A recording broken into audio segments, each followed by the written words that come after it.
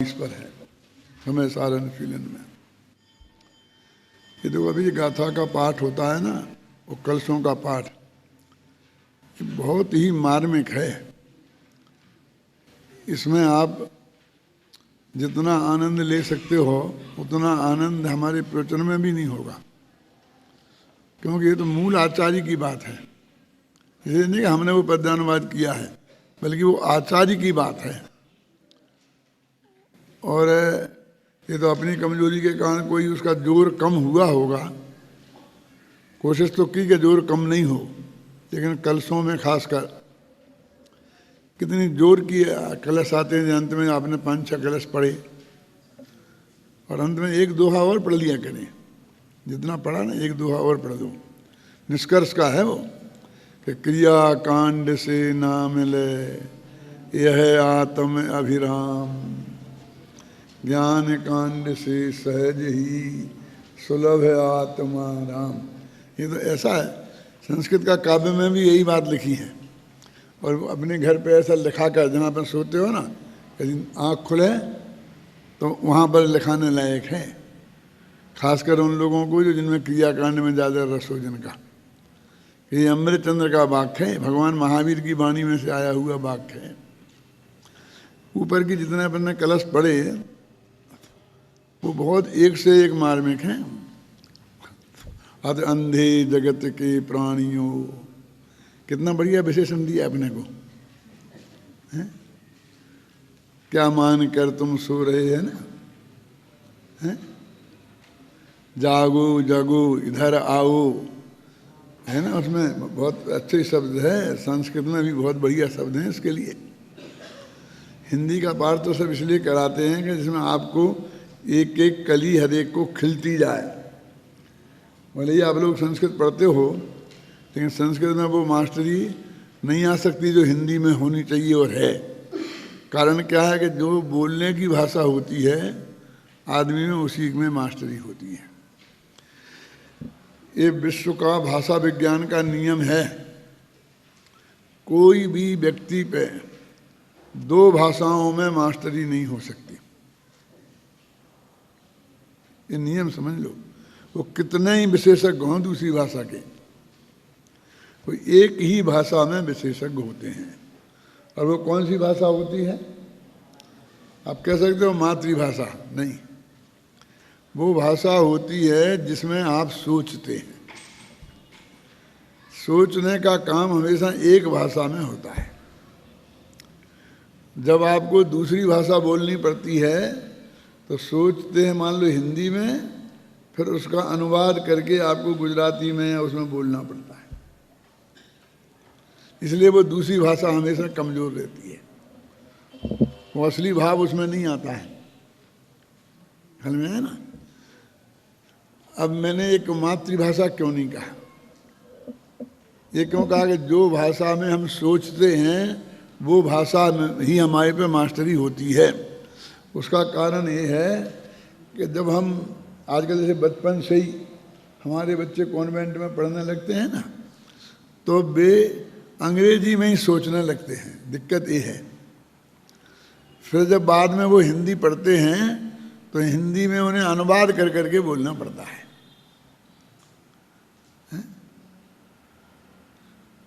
माँ बाप से भी वे पूछेंगे सिनेमा जाना है, तो उनके सोचने का जो वाक्य होगा मन में वो अंग्रेजी में होगा। फिर भले ही माँ बाप के आग्रह से उसे अनुवाद करके हिंदी में बोलेंगे। आप लोगों के भी मैं देखता हूँ जो कर्नाटक से और वहाँ से आए हैं लड़के, वो भी धीरे धीरे यहाँ 5 साल में हिंदी में ही सोचने लगते हैं। और जब वे अपनी मातृभाषा में बोलते हैं ना, तो उन्हें सोच सोच के अनुवाद करना पड़ता है। अन्ना जी मुझे बताते हैं कि उनकी कन्नड़ और मराठी बिगड़ गई हैं। अब वहाँ वाले भी, कन्नड़ और मराठी वाले भी उनसे हिंदी में बोलने का आग्रह करते हैं। शांति जी की भी यही हालत है।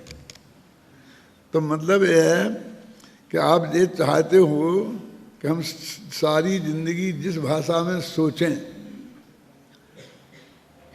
उस भाषा पे आपको वजन देना चाहिए।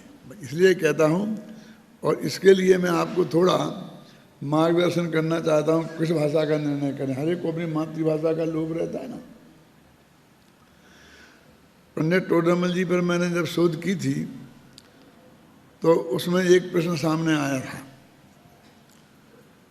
कि टोडरमल जी ने की भाषा ढूंढारी है ऐसा सब लोग कहते थे, और हमने सिद्ध किया था कि वो ब्रज भाषा है, ढूंढारी नहीं है। हमारे प्रोफेसर के सहयोग से, इसके भाषा विज्ञान के बहुत बड़े मास्टर थे, वो बहुत विशेषज्ञ थे। तो उनने एक वाक्य मुझे लिखाया था, वो मेरा नहीं है, वो उन्हीं का है, कि टोडरमल जी ने जिस कारण से संस्कृत में नहीं लिखा, संस्कृत के विशेषज्ञ विद्वान होने पर भी, क्या उसी कारण से ढूंढारी में नहीं लिखा। ये वाक्य है उनका।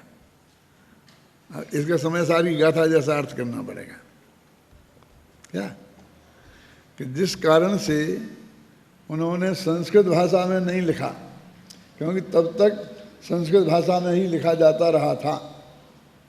हिंदी भाषा का भी बहुत अच्छा स्वरूप सामने था ही नहीं।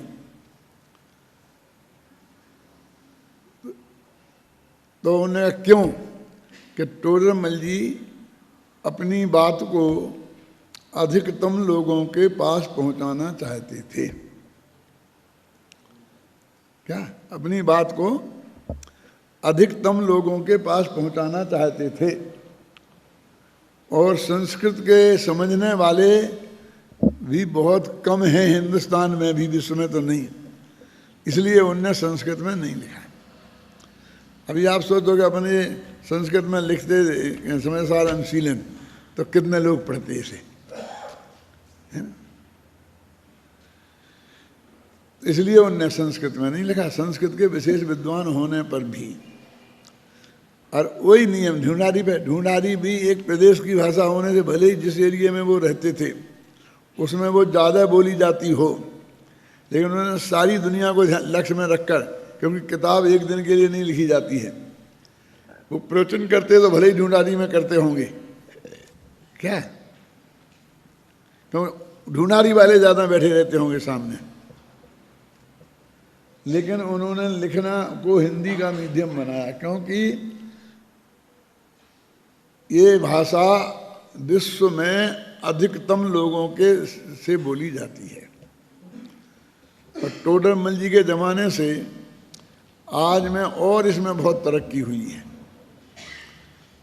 क्योंकि उस वक्त तो राजस्थान में मान लो ढूंढारी हो, कहीं जगह मारवाड़ी हो, कहीं जगह गुजराती, कहीं पर बिहारी, अवधी, ये भाषाएं लोकल में बोली जाती थी। अब लिखने जाने की भाषा, अखबारों की भाषा, टीवी की भाषा, ये सब हिंदी ज़्यादा हो गई है। इसके बोलने वाले, सुनने वाले, पढ़ने वाले सबसे ज़्यादा हैं। विश्व में कितने आदमी हैं? अभी अभी ताज़ा आंकड़ा आया ना कल परसों का, 7 अरब हो गए। तो विश्व में किसी भी भाषा में 70 करोड़ लोग बोलने वाले नहीं हैं, अंग्रेजी के भी, क्योंकि जिन देशों की वो मातृभाषा है वो देश तो 1-1-1.5 करोड़ के देश हैं। तो हमारी प्रांत नहीं, हमारे जिला से छोटे छोटे हैं। सिंगापुर को 35 लाख का देश था, अब वो 50 का हो गया, समझ लो, पूरा देश। तो यहाँ से लेके बिहार, बंगाल से लेकर और यहाँ पर पूरा गुजरात, महाराष्ट्र में, इस सब जगह भले ही गुजराती मराठी बोली जाती हो, लेकिन हिंदी और भाषा उतनी ही उससे समझी जाती है। समझने में कोई दिक्कत नहीं है, एक बुजुर्ग महिलाओं को छोड़ दो अकेले।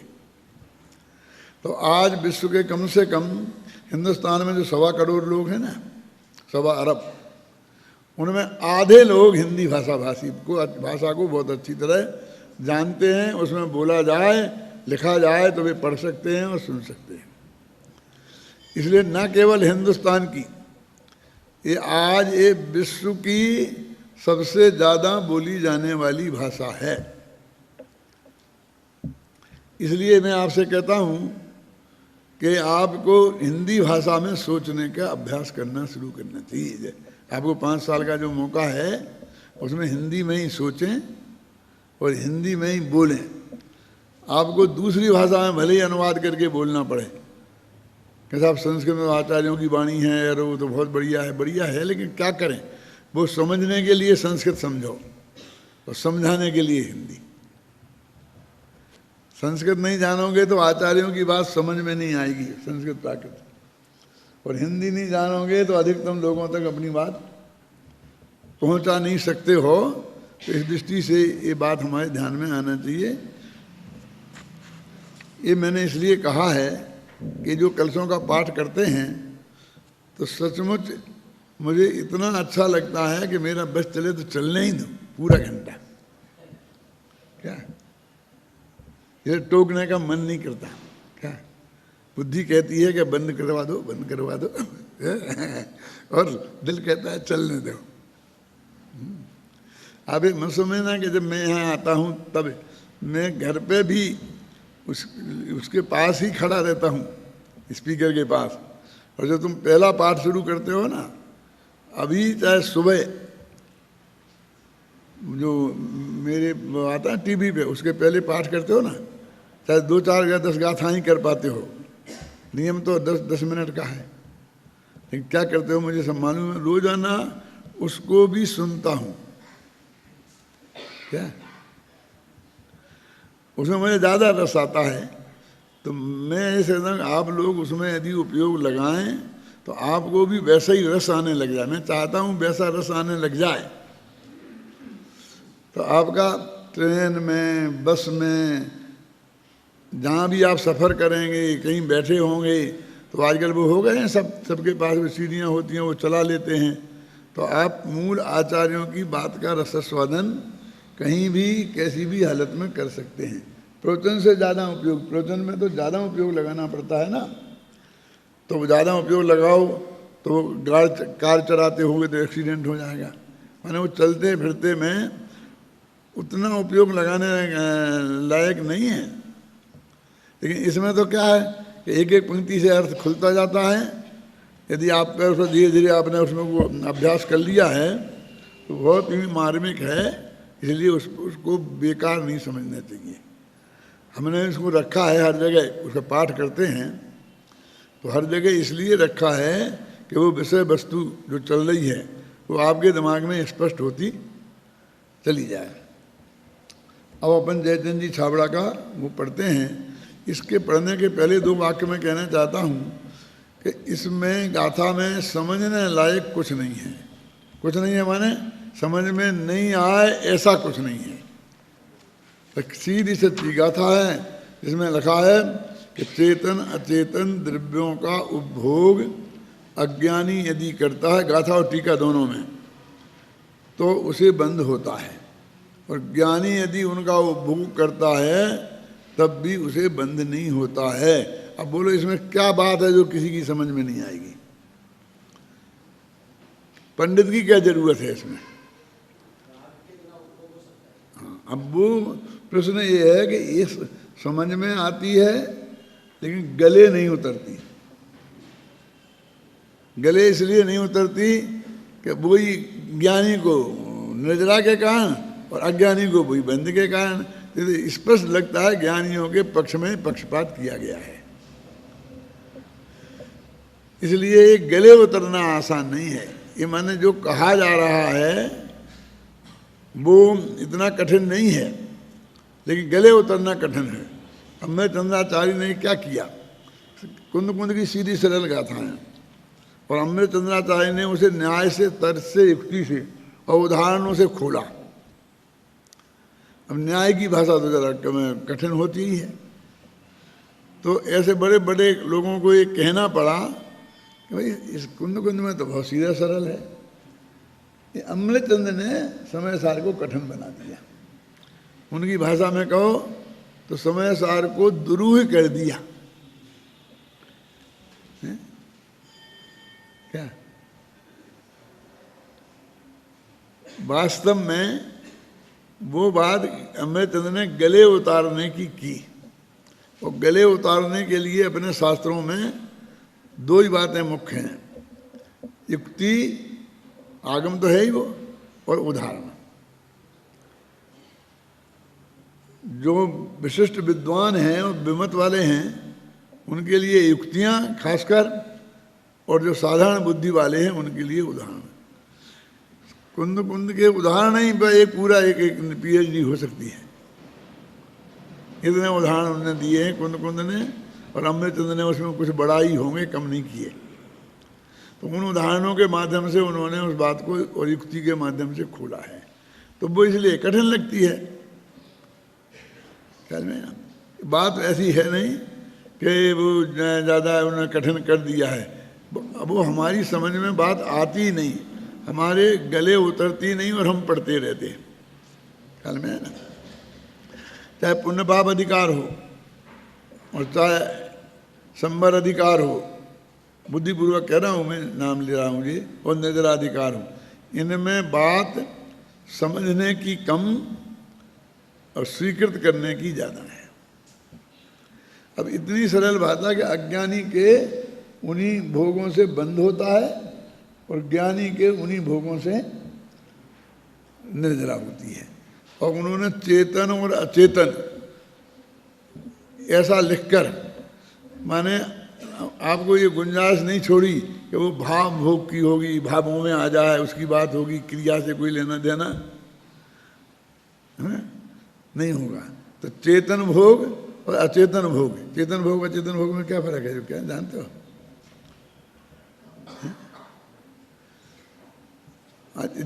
जैसे जे अपना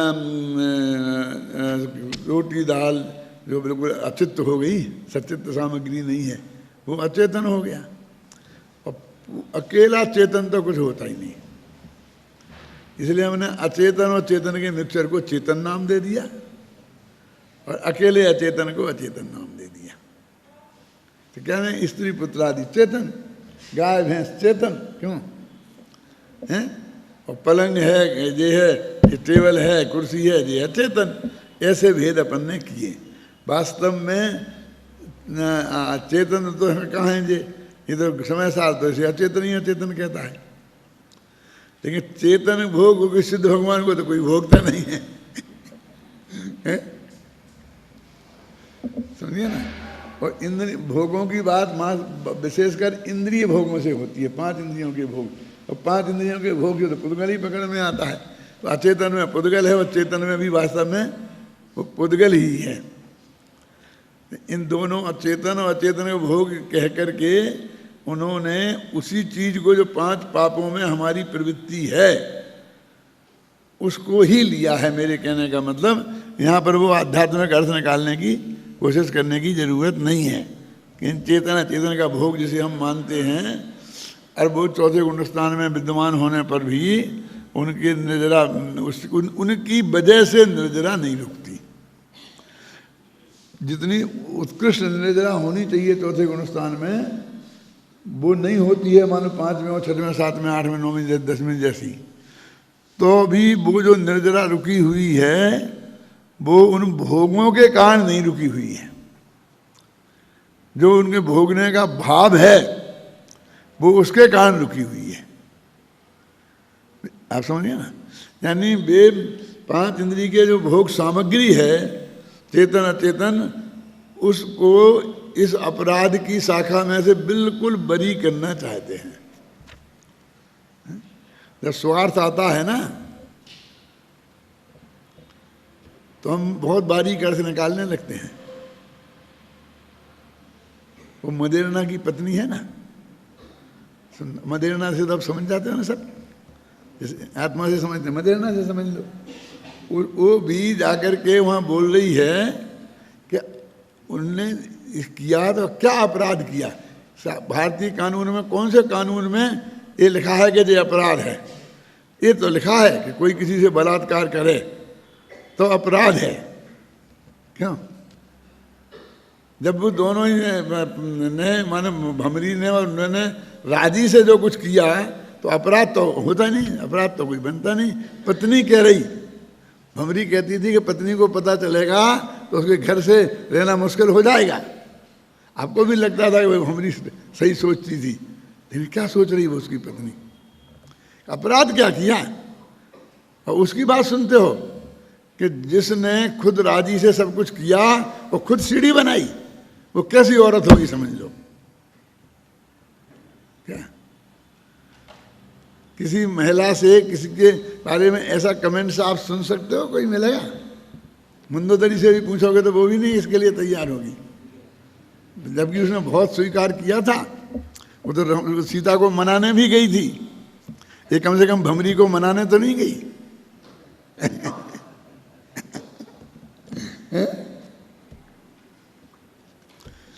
आप कहोगे क्यों आ गई यहाँ ये बात? इसलिए आ गई कि वो उस चेतन अचेतन की भोग वाली क्रिया को बंध के मामले से बिल्कुल बरी करना चाहते हैं। समझे ना? वो कहते हैं कि आगे कथा आएगी, भोगने से बंधना पर भोगने से भोगने के भाव से तो बंध होता है। ऐसे ही कलश में आता कि नहीं आता? इस पाठ में आगे कहीं पीछे होगा। यद्यपि भोगने से बंधना पर भोगने के भाव से तो बंध होता है ना। वो कहते हैं जब बंध नहीं हुआ और भोग की क्रिया देखी गई, सुनो, तो इससे एक निर्णय निकालना तो सही है कि भोग की क्रिया देखी जा रही है और बंध नहीं हो रहा। ख्याल नहीं ना? भोग की क्रिया देखी जा रही है और बंद नहीं हो रहा। लेकिन वो कहते हैं कि यदि बंद कोई रुका है कहीं, ये तो हो रहा की बात है, तो वो भोग की क्रिया बंद होने से नहीं रुका। अब नेगेटिव समझ में आया कि नहीं है? भोगने से बंद हुआ नहीं और भोगने की क्रिया से बंद रुका नहीं। ख्याल में आई ना? यानी ये बंद के प्रकरण में पर द्रव्य को बिल्कुल बाइज्जत बरी करना चाहते हैं। और इसके लिए अपने शिविर में भी ये बात आई थी। तो एक भाई मेरे पास आए थे, प्रश्न किया था उनने कि साहब इससे तो इसका उसको प्रोत्साहन मिलेगा, प्रोत्साहन मिलेगा। अरे भाई तुम क्या सुन रहे हो? ये तो मुझे पास समय नहीं था उस वक्त उसको बात करने का। तो अन्ना जी थे, मैंने कहा अन्ना जी से समझाना, मैं कहा इनसे समझ लेना। हालांकि मैंने उनको तो ये कह दिया, लेकिन प्रवचनों में वही चलता रहा। उस वक्त तो समय नहीं था, बाद में प्रवचनों में तो समय ही समय है, क्योंकि समझाने के लिए है ना। अभी भी वो दिमाग में से निकलता नहीं है। ये मैंने एक वाक्य जरूर कहा था कि ये जो परम सत्य है, इस नकली भय से कि लोग इसका वो करेंगे, आप इस परम सत्य का उद्घाटन नहीं होने देना चाहते। खतरा तो ये है कि परम सत्य का उद्घाटन नहीं होगा और ये ऐसा ही मर जाएगा। खतरा ये नहीं है कि लोग उसके भोगने में मस्त हो जाएंगे। अरे जिस नए से ये समझा रहे हैं, उस नए से तो कहते हैं उसने भोगा ही नहीं, वो परद्रव्य को भोगता ही नहीं। परद्रव्य का आत्मा करता और भोगता है ही नहीं। वो तो अब उसकी मर्यादा तो अपनी भावों तक ही है। ये प्रकरण चल रहा है। वो इसका पोषण हो जाएगा, उसका पोषण हो जाएगा। सारे जगत में कुछ पोषण ना हो जाए तेरी जिम्मेवारी है। अमरचंद की नहीं थी, कुंद कुंद की नहीं थी। वे भी ये सोच लेते तो ये बात रह ही जाती ना। फिर बोलो, माने नकली कल्पना करके ऐसा होंगे तो ऐसा हो जाएगा, कहीं हुआ नहीं है। क्यों? लीलावती की बात सुनकर अब सारे लोग फिर परस्त्री सेवन करने लगेंगे। ख्याल में आई? ऐसा डर बता के वो मानेंगी। वो कहेगी मुझे अभी अपने पति को बचाना है, फांसी पर नहीं चढ़ने देना है। लेकिन ऐसा नालायक पति को चढ़ने दो ना। क्यों? नालायक पति को चढ़ने दो फांसी पे, क्या फर्क पड़ता है? नहीं नहीं। तो यहाँ पर देखो, अभी पढ़ते हैं अपन कहाँ है। जयचंद जी छाबड़ा ने एक पेज लगाया इसमें, ये कह रहा हूँ मैं, बिल्कुल सरल बात है, जिसमें समझाने के लिए कुछ था नहीं, उसमें एक पेज लिखा, वो पूरा पढ़ रहा हूँ मैं। सम्यक दृष्टि को ज्ञानी कहा है। पहले तो ये नक्की रख लो यहाँ, सम्यक दृष्टि माने चौथे गुण स्थान वाला। यहाँ वही सम्यक दृष्टि तो सिद्ध भी हैं, उनको नहीं लिया। और ज्ञानी के राग देश मोह का अभाव कहा है, इसलिए सम्यक दृष्टि वैरागी है। बस कर। अब इससे सीधा सच्चा अर्थ हो गया कि यहाँ पर जो राग कह रहे हैं, राग देश मोह, वो सिर्फ मिथ्यात्व और अनंतान बंदी, क्रोध मान माया लोभ और मिथ्यात्व और अनंतान बंदी के साथ रहने वाले शोकादि, उनमें भी लगा लो। इतनी चीज को यहाँ पर उन्होंने मोह राग देश माना है।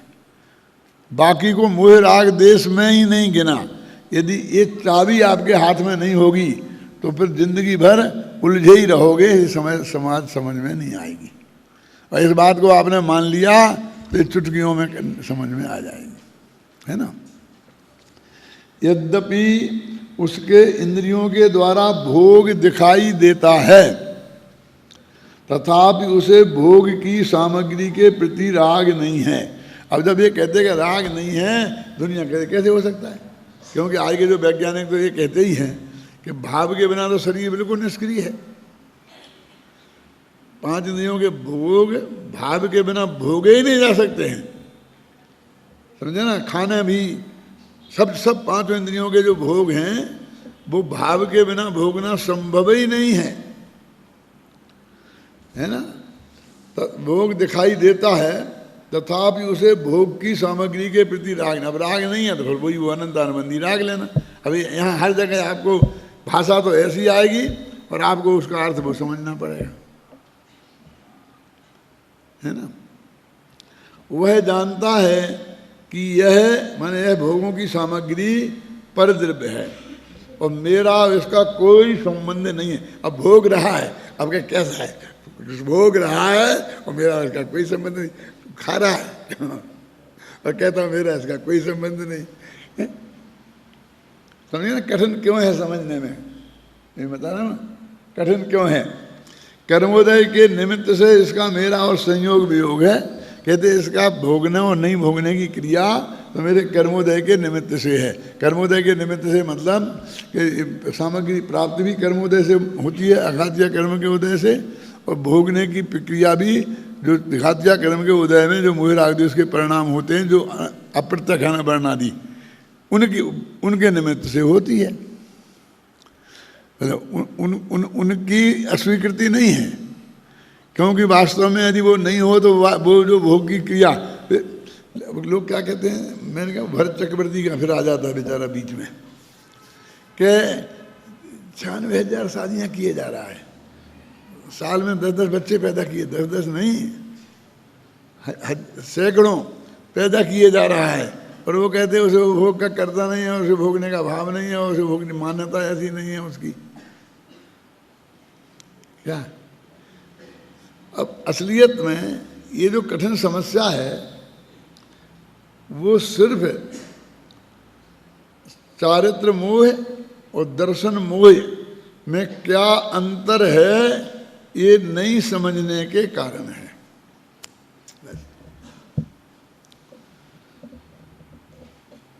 सबसे ज़्यादा गड़बड़ी समझने में तो सम्यक दर्शन के मामले में हुई। अब सम्यक दर्शन की श्रद्धा गुण की पर्याय है, बस श्रद्धा श्रद्धा श्रद्धा। और श्रद्धा तो कहते हैं कैसे, हमारे श्रद्धे पूज्य पिताजी ये बस इनकी श्रद्धा, इसको श्रद्धा मानते हैं। वो भिखारी कहता है जितनी आपकी श्रद्धा हो उतना दे दो। अब इस श्रद्धा शब्द का सही अर्थ नहीं समझते लोग,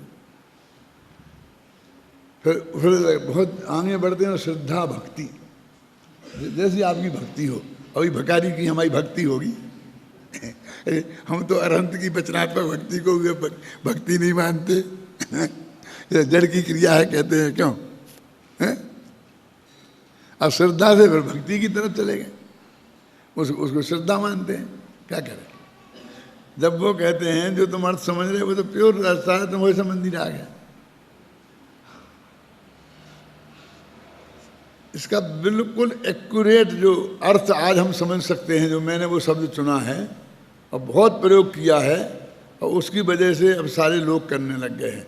लोग इसको भूल ही गए हैं कि किसने चुना है ये शब्द, कब चुना, कब से शुरू किया, और वो है अपनापन। यानी अपने आत्मा में अपनापन आना, ये वास्तव में श्रद्धा गुण की पर्याय है, और वो सम्मा दर्शन है। और अपने में परायापन आना ये नहीं, वो राग है, वो तो चार गुण का काम है, आप समझिए ना। तो कितना सा सम्मा दर्शन है? अपना जो त्रिकाली ध्रुव भगवान आत्मा है, दृष्टि का विषय, उसमें अपनापन होना, इसका नाम सम्मा दर्शन है, समझे ना। और उसमें अपनापन ना होकर किसी अन्य पदार्थ में अपनापन होना, उसका नाम मिथ्या दर्शन है। अन्य पदार्थ से राग होना वो मिथ्या दर्शन नहीं है। अब वो ढेर सारा पाया जाता है भरत चक्रवर्ती के।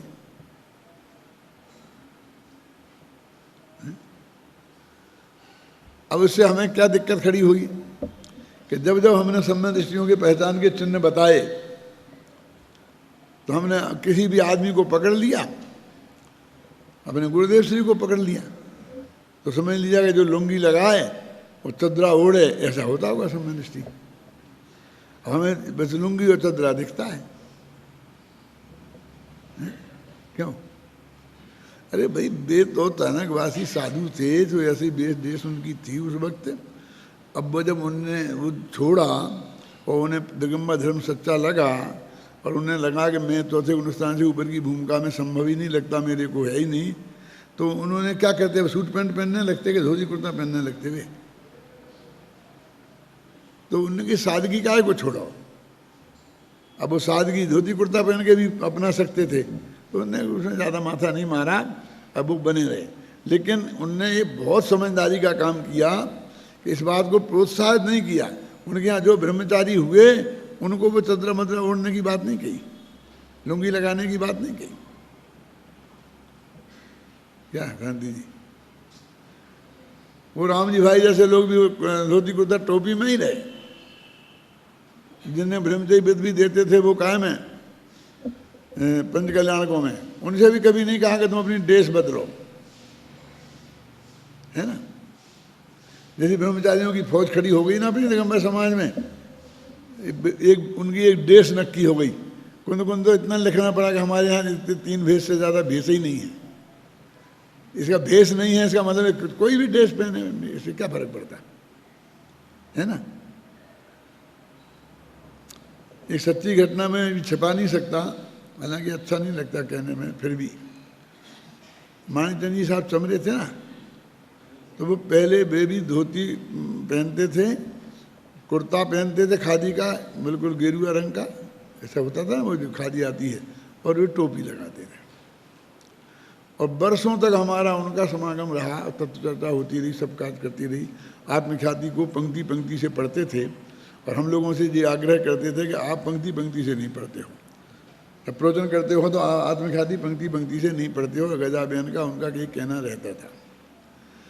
और 10-20 वर्ष तो हमारे साथ उनके ऐसे कटे, और 10-20 वर्ष बाद उन्होंने वो एक तहमत लगा लिया, चदरा ओढ़ लिया, कर दिया।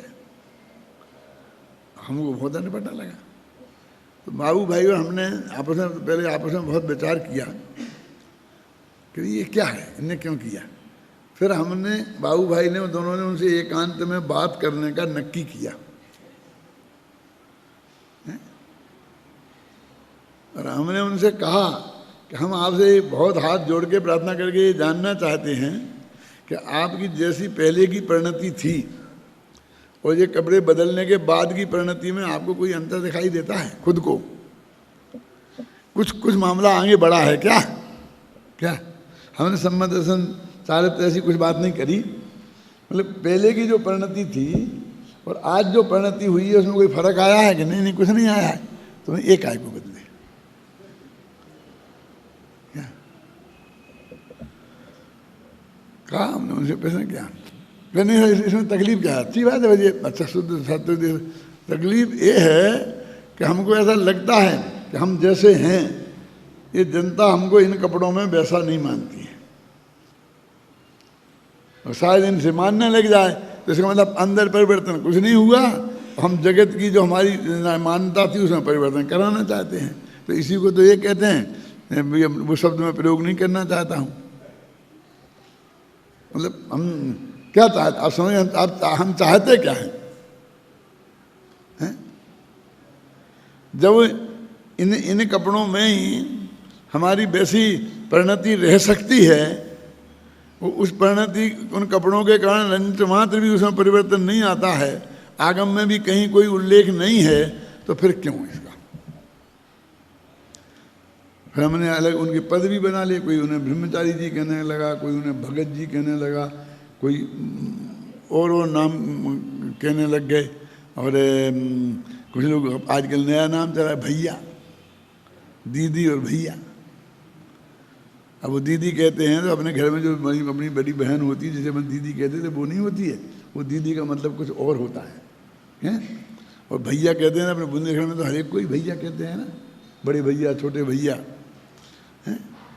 पंडित जी तो हर श्रोता को भैया कहते थे, भैया ऐसा मत करो, भैया ऐसा मत करो। क्यों? अब भी भैया का अर्थ भी बदल गया। कुछ दिनों में अब हम लोगों को लोग भैया भी नहीं कह पाएंगे। यदि हमें भैया लिखेंगे, भैया हुकुमचंद, तो लोग समझेंगे तुम भैया कैसे हो, क्यों हुकुम भैया क्यों लगा तुमको?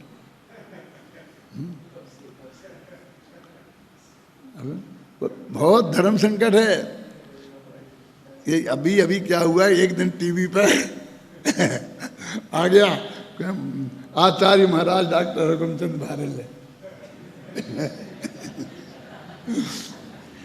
भाग्य से मैं मालिश कराता रहता हूँ तो टीवी सुनता तो हूँ, देख नहीं पाता। लेकिन उस दिन कोई वो मालिश करने वाला नहीं आया तो मैंने देखा था, साला वो लिखा था। मैंने कहा ये क्या हो गया? मैंने उसी वक्त फोन कराया उसे कि भैया जी हटा, नहीं तो लेना के देने पड़ जाएंगे। तो मैंने कैसे लिखा, तो उसे फोन किया तो वो कहता है इतना बढ़िया प्रवचन आता है, हम सुनते हैं और मुनियों की सबके सुनते हैं, और आप उनको सब बड़े बड़े विशेषण लगते हैं, आपको नहीं लगा, हमें अच्छा नहीं लगा, तो हमने लगा दिया। ये बोल रहा हूँ मैं, उसी टीवी पे जाएगा ये, चिंता मत करना।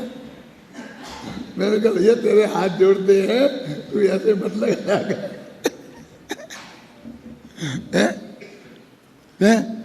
फिर मेरे कहा ऐसे मत कर, नहीं मेरे को संतोष नहीं होता, मेरे को संतोष नहीं माना था, क्या करे। अब भी उसने डबल लग रखा है, 2 दफे आता है हुकुमचंद। काय को लगाया 2 दफे, काय को लगाया, कोई मतलब नहीं था उसका। मेरे कहने का अर्थ ये है कि वो जगत में धीरे धीरे उनका अर्थ बदल जाता है।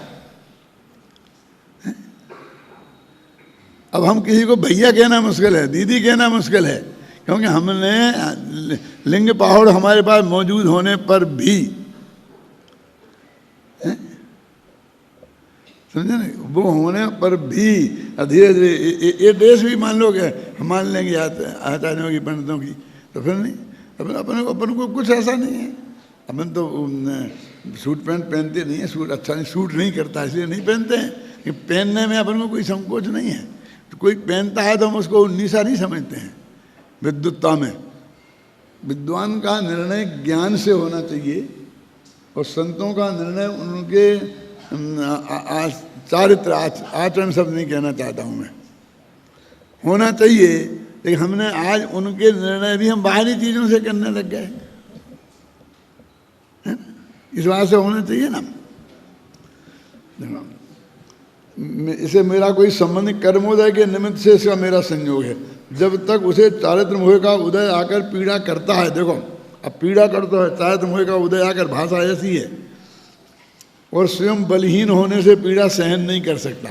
अब खुद स्वीकार कर रहे कि क्यों है, ये नहीं कि दूसरी वजह से, कर्म के उदय की वजह से, तो हम में इतनी अभी सामर्थ्य नहीं है।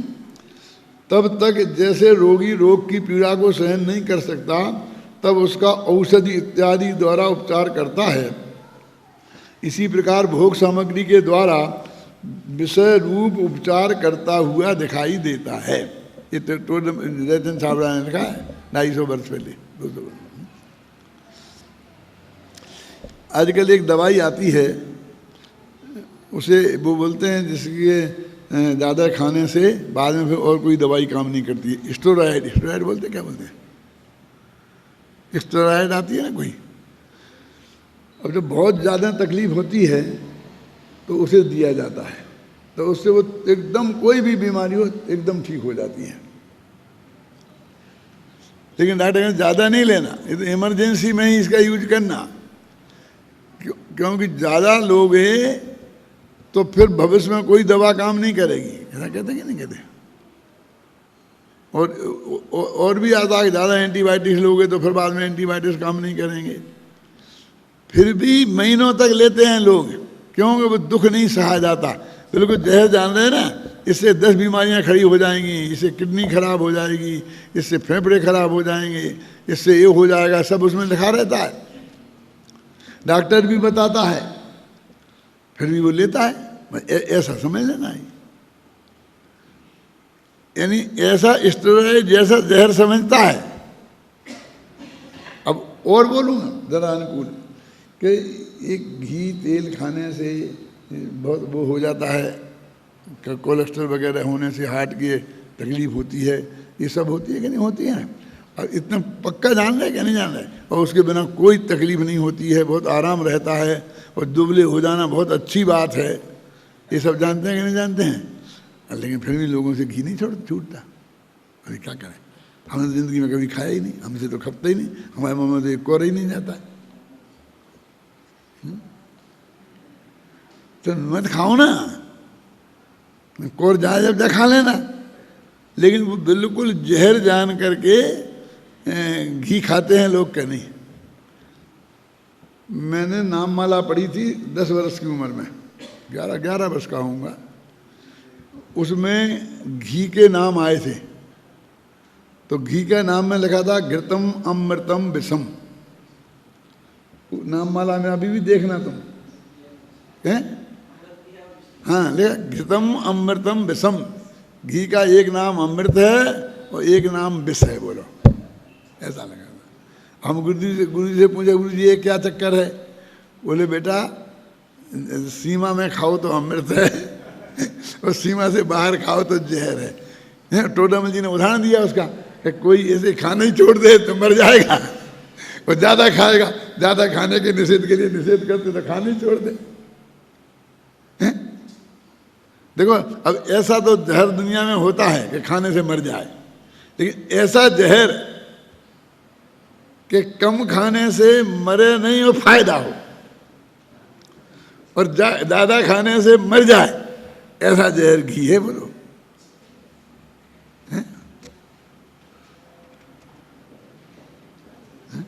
एक देवल जी ने पूजा में प्रयोग किया है शब्द का, इंद्रिय के भोगे मधुर विषम। अरे उसे छोड़ो, इतने मुझे मधुर विषम का समझाना है। क्या अर्थ है मधुर विषम का? कि इंद्रिय के भोग मीठे हैं और विषम है, विष के समान है, ऐसा अर्थ नहीं है। हाँ, ये अर्थ नहीं है। तो क्या अर्थ है? कि इंद्रिय के भोग मीठे विष के समान है। मीठे और विष हैं और विष के समान है नहीं, और नहीं।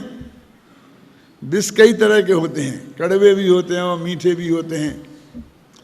तो जो कड़वा विष है, जो इष्ट नहीं लगता है, तो वो उसको आदमी आसानी से छोड़ सकता है। लेकिन जो बहुत मधुर लगता है तो उसको जानते हुए भी छोड़ना मुश्किल है। ख्याल में है ना? घी ऐसा ही विष है, वही मधुर विष माने घी है ना? जानता है इसके विष जाएगा तो मर जाऊंगा, लेकिन मैंने ऐसा लोगों को देखा है। एक बहुत त्यागी तपस्वी, इतने क्रियाकांडी थे, मेरे रिश्तेदार ही थे, बहनों ही लगते थे दूर के, कि उन बहुत क्रियाकांडी थे। आप सोच नहीं सकते हैं उस सीमा तक। वो हमको महाभ्रष्ट मानते थे, हमेशा इस बहस होती रहती थी, और बाकी तत्व के मामले में तो काला अक्षर भैंस बराबर था। ख्याल में आई ना? लेकिन अमरूद होता ना, अमरूद खाने से उनको ऐसी एलर्जी हो जाती, सारा शरीर सूज जाता था, गला रुंध जाता था, ऐसा चेहरा हो जाता था, ऐसा अमरूद खाने से एलर्जी थी। लेकिन जब अमरूद का सीजन आता था क्या, और वो सब्जी मंडी खरीदने जाते थे, तो कभी न कभी अमृत लाए बिना रहते नहीं थे और खाए बिना भी रहते नहीं थे और बस सूझे पड़े रहते थे। तो लोग कहते थे क्यों किया ऐसा? नहीं मैं तो कहा एक दफे जो मरना तो सबको एक दिन है। ऐसे बैरागी आपने बहुत देखे होंगे। ये घी खाने वाले भी ऐसे होते हैं। जब तक साक्षात मौत नहीं देखे तब तक नहीं छोड़ते हैं। यदि उनसे कुछ कहो तो खाने को दौड़ते हैं, चिल्लाते हैं, नाराज होते हैं। आप समझे ना? तो ये है, ये ऐसा हो सकता है ना लोक में, तो सम्यक दृष्टि के भी हो सकता है। देखो जैसे रोगी रोग को पीड़ा सहन नहीं कर सकता तब उसका औषधि इत्यादि के द्वारा उपचार करता है, इसी प्रकार भोग सामग्री के द्वारा विषय रूप उपचार करता हुआ दिखाई देता है। किंतु जैसे रोगी रोग को या औषधि को अच्छा नहीं मानता, उसी प्रकार सम्यक दृष्टि चारित्र मोह के उदय को या भोग सामग्री को अच्छा नहीं मानता और निश्चय से तो ज्ञातत्व के कारण सम्यक दृष्टि विरागी उद्यागत कर्मों को मात्र जान ही लेता है, उनके प्रति उसे राग द्वेष मोह नहीं है। देखो अब वो खा रहा पी रहा, इतना तीव्र राग है, कितना मौत की कीमत पे खा रहा, और ये कह रहे राग द्वेष नहीं। अब कैसे गले उतरे ये बात बोलो है? माने मौत की कीमत पे खा रहा है और अब बिना राग के खा रहा होगा, सब लोग कहते हैं। यानी मैं ये बात कहता हूं कि हमने वो काम स्वीकार किया है कि जिसके समझाने में इतनी मेहनत होती है फिर भी समझा पाते हैं कि नहीं, इसके यदि विरुद्ध समझाना हो तो 1000 गुनी कम मेहनत में बहुत अच्छी तरह समझाया जा सकता है। और इसमें एक एक वोट बहुत मुश्किल से हमारे पक्ष में आएगा और उसमें हजारों वोट एक व्याख्यान में हम पैदा कर सकते हैं। क्या ऐसा कैसे हो सकता? जहर समझ में ले खा ले, ऐसा नहीं, ऐसा कोई दुनिया में कोई नहीं जहर समझ ले खा ले, जहर समझ, ये तो गलत बात है। इसका मतलब वो अच्छा ही मानता है, वो श्रद्धा और चारित्र के मोह के बीच में अंतर नहीं समझता। ये अंतर समझ में नहीं आएगा जब तक ये गाथाएं समझ में नहीं आ सकती, समय साथ समझ में नहीं आ सकता। अब जिनकी समझ में आ जाता है, भाग्य से दुर्भाग्य से समझ, जो भी समझ लो, गुरुदेव के प्रताप से, और शास्त्र में भी लिखा ना, स्वयं से अथवा उपदेश से, है ना, आ जाता है। इसलिए दुनिया उन्हें पागल देखने लगती है, दुनिया को भी पागल देखने लगते हैं। दुनिया से हिसाब नहीं उनका बैठता। इस प्रकार राग देश मोह के बिना ही उनके फल को भोगता हुआ दिखाई देता है, तो भी उसके कर्म का आश्रव नहीं होता। कर्माश्रव के बिना आगामी बंध नहीं होता। उजागत कर्म को अपना रस देकर खिर ही जाते हैं, क्योंकि उदय में आने के बाद कर्म की सत्ता रह ही नहीं सकती। देख लो अब ये हो गया ना निर्जरा, ये खिर गए तो निर्जरा हो गई और बंधे है नहीं। क्लियर हो गई ना? निर्जरा, द्रव्य निर्जरा की बात करते हैं, इसलिए लिखा नीचे गई द्रव्य निर्जरा की बात है कि वे कर्म खिर गए। इस प्रकार उसके नवीन बंध नहीं होता। उजागत कर्म की निर्जरा हो जाने से उसके केवल निर्जरा ही हुई, माने बंध पूर्वक निर्जरा नहीं हुई। अज्ञानी के बंध भी होता है और निर्जरा भी होती है, ख्याल में आई ना? इसलिए उस निर्जरा को निर्जरा नहीं कहते हैं, है ना, उसे बंध ही कहते हैं, क्योंकि बंध को वहाँ मुख्यता दे दी और इसको बंध तो हुआ नहीं और निर्जरा हो गई। इसलिए सम्यक दृष्टि विरागी के भोग को निर्जरा का ही निमित्त कहा जाता है। पूर्व कर्म के उदय में आकर उसका खिर जाना, उसका द्रव्य खिर गया, सो वह द्रव्य निर्जरा है। ये द्रव्य निर्जरा का कितना जयचंद जी छाबड़ा की भी कितनी महिमा आएगी। देखो ये कितना पूरा लिखा, ये पूरा वाक्य जो लिखा है, इससे भी अच्छी भाषा में अपन भी लिख सकते थे और 4 पेज भी लिख सकते थे और 1 पैरा में भी लिख सकते थे, लेकिन हमने नहीं किया। वो लोग उन जयचंद छाबड़ा को ही कोट किया। कोई आरोप लगा देता कि आपने जयचंद छाबड़ा की उसने ले लिया, और हम तो ये पहले ही कहते कि हमने भगवान महावीर से लिया है, कुंद से लिया है, अमरचंद से लिया है, जयसेन से लिया है, सबसे लिया है, शुरू में ही लिख दिया है हम इनसे लेंगे। तो हम वैसा भी लिखते तो भी कोई ऐसा देख के आरोप लगाता कि आपने जयचंद छाबड़ा का से बात अपनी बात बना के लिख दी जयचंद छाबड़ा की, तो हम तो कहते हमने महावीर की भी लिखी, हमारी हम कम कह रहे, हमारी बात है, समझे ना। लेकिन हमने उन जयचंद छाबड़ा को कोट किया, इसलिए किया कि कुछ अधिक लोग इसको स्वीकार कर लेंगे हमारी श्रद्धा से। तो जो लोग स्वीकार करेंगे वो तो स्वीकार कर ही लेंगे, और जो लोग हमारे के प्रति श्रद्धावान नहीं हैं और जयचंद छाबड़ा के प्रति श्रद्धावान हैं तो उतने लोग और ज़्यादा कर लेंगे, तो उसी बात से अधिक लाभ हो सकता है। वो टोडरमल जी का वो बताया कौन सा, कि जिस कारण से ढूंढारी में नहीं लिखा, क्या संस्कृत में नहीं लिखा, उसी कारण से ढूंढारी में नहीं लिखा। अधिकतम लोगों के पास पहुंचाने के उद्देश्य से हमने उनको ही पूरा तरह से कोट किया। और अब देखो कितना उसका लाभ हानि है। सब लोग कहते हैं, मैं अभय कुमार का नाम लेके कहता हूँ, अभय कुमार जी ने मेरे से कहा, दादा आपने किया और तो ठीक है, सब बात में मानता हूँ, बढ़िया है, आपका अधिकार है, कोई रोक नहीं सकता, किसी को ये नहीं कर सकता टीका लिखने से, लेकिन इससे जयचंद जी छाबड़ा की टीका लुप्त नहीं हो जाएगी। ये शब्दों की वजह क्या है? पर हम जयचंद जी छाबड़ा के भावार्थों में जो गुरुदेव इतनी महिमा गाते थे तो उनसे वंचित नहीं हो जाएगी जनता। तो मैं आपको बताता हूँ, उनको भी बताया कि भाई जितने महत्वपूर्ण थे वो तो हमने रख ही लिए, इसलिए वंचित रह जाएगी बात तो रही नहीं। एक तो वो लोग वो भी पढ़ेंगे, इसे भी पढ़ेंगे, जो स्वाध्यायी हैं, इतनी बड़ी जिंदगी पढ़ी है तो सभी पढ़ेंगे, क्यों नहीं पढ़ेंगे। इससे वो खत्म हो जाएगी, उससे खत्म हो जाएगी, ऐसी बातें क्यों करते हो। और दूसरा हमने मूल बात तो दे ही दी है। और तीसरी बात यह है कि इतनी महिमा जब इसमें से पढ़ेंगे जयचंद जी छाबड़ा की तो उन्हें उनकी किताब पढ़ने का तीव्र भाव आएगा, हम उनकी पढ़ें पूरी। इसलिए जो उसकी विरोध करने वाली बात नहीं है, बल्कि उसी की टीका को भी और आगे बढ़ाने वाली बात है। और ये हमें आप लोगों को भी बतानी पड़ती है जब प्रकरण आता है तब, क्योंकि वो ऐसे प्रचार के शिकार होते हैं ना, हैं कैसे हो गया, ऐसे हो गया, इससे हो गया। अभी समय तो हो गया, मैं जानता हूँ 2 मिनट ज़्यादा हो गए, फिर भी एक बात मैं और कहूँगा। जब मैंने बालबोध पाठमाला विद्या विज्ञान पाठमालाएँ लिखी तो विद्या विज्ञान पाठमाला भाग 1 में जयचंद जी छाबड़ा की 12 भावना रखी है ना दादा। और वो पहले चलती थी भूजादास जी की, राजा राणा छत्रपति भातु की। तो बहुत लोग कहते क्यों बदली, तो मैं अपने भाषणों में समझाता था क्यों बदली, उसमें क्या फर्क है। तो मुझसे फूलचंद जी सिद्धांत शास्त्री ने कहा कि आप क्या राजा राणा छत्रपति को गायब कर देना चाहते हैं।